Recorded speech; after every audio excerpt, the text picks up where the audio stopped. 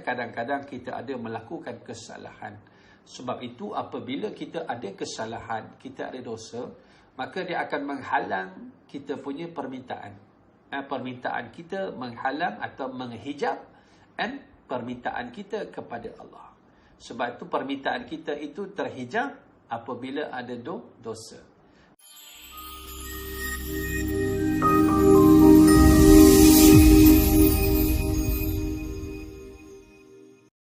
Kerana kita diajar oleh Allah menjadi hamba dalam seluruh aspek kehidupan kita setiap masa dan keadaan. Bukan bermakna bila masjid tu tak boleh pergi, tak payah sembahyang. Bukan bermakna masjid tak boleh pergi, tak boleh duduk dalam keadaan solat berjamaah, tak payah solat. Kita lah yang ada keluarga sebagai ayah, sebagai abang, sebagai suami, membimbing keluarga kita.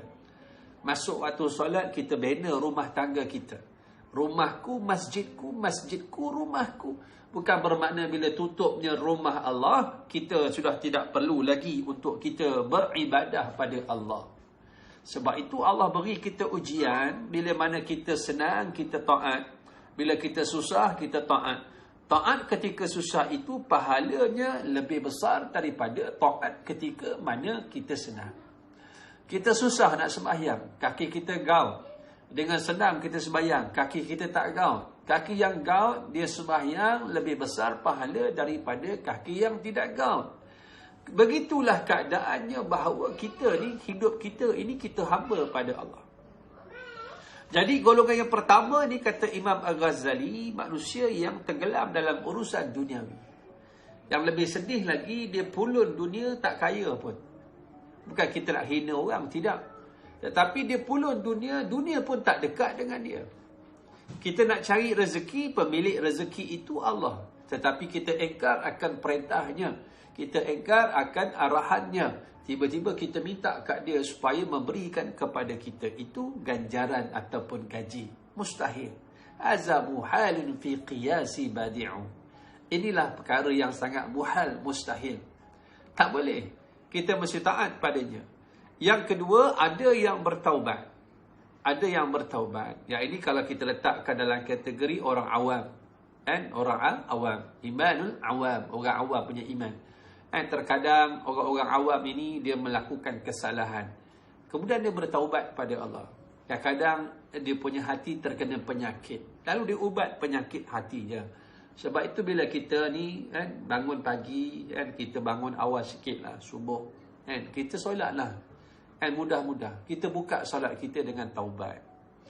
Nak buat lepas isyak pun boleh, ataupun bangun pagi sebelum subuh pun boleh. Pertama kita buka hidup kita ini dengan sunat-sunat taubat. Barulah kita buat solat sunat yang lain. Antaranya selepas solat sunat taubat kita buat tahajud. Lepas tahajud buat hajat. Mintalah dengan Allah apa saja yang kita nak minta. Tetapi kita mulakan hidup kita itu dengan bertaubat. Taubat yang dipanggil rujuk balik pada Allah. Terbukti kadang-kadang kita ada melakukan kesalahan. Sebab itu apabila kita ada kesalahan, kita ada dosa, maka dia akan menghalang kita punya permintaan. Permintaan kita menghalang atau menghijab permintaan kita kepada Allah. Sebab itu permintaan kita itu terhijab apabila ada dosa.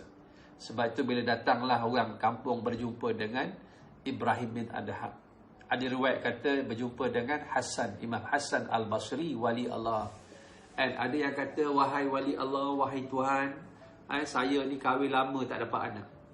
Mari seorang lagi, orang lain datang, kampung kami ni kemarau. Mari seorang lagi datang, kampung lain datang, kami bertanaman-tanaman tidak subur. Mari datang lagi dan mengadu, wahai Tuhan, kami ni miskin. Semua permintaan-permintaan dan juga komplain ataupun semua aduan-aduan daripada orang yang datang berjumpa dengan wali Allah, semua dijawab dengan satu jawapan. Kamu balik, kamu beristighfar. Kamu balik, kamu beristighfar. Kamu balik, kamu beristighfar. Lalu mereka berkata, wahai wali Allah, semua yang kami tanya, kami hajat, engkau jawab dengan satu jawapan saja, beristighfar, bertaubat. Lalu wali Allah pun menjawab dengan ayat Quran. Tak lain tak bukan ialah surah, namanya surah Nuh. Surah Nuh. Kan? Lalu Allah perintahkan supaya kita bertaubat kepada Tuhan kita. Bukankah Allah yang menurunkan hujan? Bukankah Allah itu yang menjadikan kamu anak-anak? Bukankah Allah itu menjadikan ladang kamu subur? Bukan Allah itukah yang menjadikan kamu itu dapat harta? Semuanya itu dijawab dengan satu kalimah, iaitu istighfar. Sebab itu ya, golongan kedua ini disebut oleh Imam Ghazali orang yang bertaubat. Dan bertaubat ini ada tingkatan-tingkatan dia. Dan kalau ia merupakan seorang Nabi dan Rasul, taubat itu bukan maksud dia melakukan maksiat, tetapi sebagai satu kelaziman kepada Nabi dan Rasul itu untuk bertaubat kepada Allah dalam keadaan mereka itu maksum dalam meningkatkan keimanan mereka kepada Allah Subhanahu Wa Taala. Bagi orang biasa, taubat itu ialah di atas dosa yang dilakukan. Terkadang apa yang Allah perintah kita tertinggal, ataupun apa yang Allah larang kita melakukannya. Dalam keadaan ini golongan yang kedua. Yang ketiga, Imam Al-Ghazali kata ada yang telah mencapai tingkatan arifin. Orang yang arifin. Orang yang mendapat ma'rifah. Orang yang kenal akan Allah Subhanahu Wa Taala. Orang yang hidup di atas apa dia? Ma'rifah dia. Dia kenal akan Allah Subhanahu Wa Taala.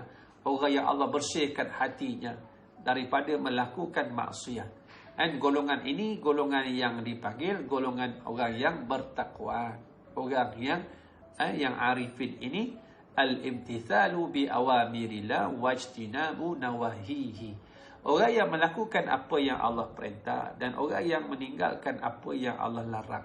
Hidup dalam keadaan dia itu dipayungi dan dijaga oleh Allah Subhanahu Wa Taala.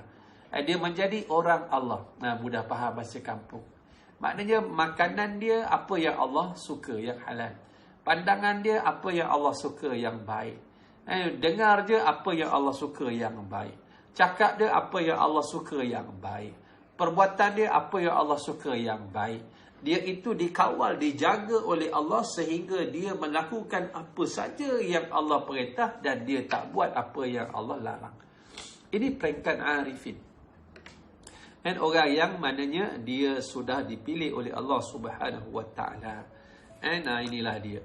Dan orang yang tenggelam dalam urusan dunia tidak akan ingat kematian. Dan kalaupun ia mengingatnya, ia melakukannya sambil meratapi dunianya. Ini akan membuatnya semakin jauh dari Allah Subhanahu Wa Taala. Maknanya golongan pertama itu tadi, orang yang hidupnya tenggelam dalam urusan dunianya, dia tidak akan ingat kematian. Sebab tu dia hanya mengingat tentang apa dia hidup. Sebab hati dia dah mati. Dia hanya fikir tentang hidup. Dan orang ini tidak ada persiapan untuk matinya. Kerana dia tak bersiap untuk mati. Dia bersiap untuk hidup. Jadi hatinya mati. Bila hatinya mati, dia tidak memandang dengan pandangan yang jauh. Di hadapan kita ini tuan-tuan ada satu alam namanya barzakh. Lepas barzakh ada alam namanya akhirat. Nak ataupun tidak, kita berpindah-pindah dari satu alam kepada alam yang lain. Kan, daripada alam roh kepada alam rahim ibu, kepada alam dunia yang kita duduklah ni. Kita duduk sekarang ini di atas satu alam namanya alam dunia. Sebelum kita masuk ke satu alam, iaitu mukadimah kepada akhirat yang namanya barzakh. Dan barzakh ini merupakan mukadimah kepada akhirat. Sebab itu kita punya kejayaan kita, bila mana kita mati itu, kemuncaknya Allah ampunkan kita. Kita menuju ke mukadimah akhirat dalam keadaan tidak membawa dosa. Dan terkadang kita melihat ada orang yang matinya payah. Nazaknya payah. Nazaknya lama. Nazaknya teruk. Terkadang kita jangan letak satu pandangan bahawa Allah sedang azab dia. Kita kena faham terkadang ada orang yang matinya teruk itu, nazaknya teruk, Allah nak habiskan dosanya supaya mana nanti bila dia masuk alam barzakh, dia sudah tidak ada lagi dosa. Maknanya dia pergi dengan keampunan daripada Allah Subhanahu Wa Taala.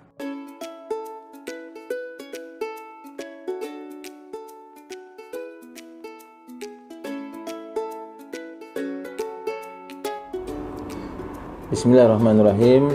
Terima kasih kepada seluruh penyumbang yang menaja minuman Tanwir Koko ini kepada madrasah kami. Mudah-mudahan tuan-tuan dan puan-puan dirahmati oleh Allah SWT. Dan jangan lupa untuk membeli minuman ini dan sama-sama kita sebarkan kebaikannya.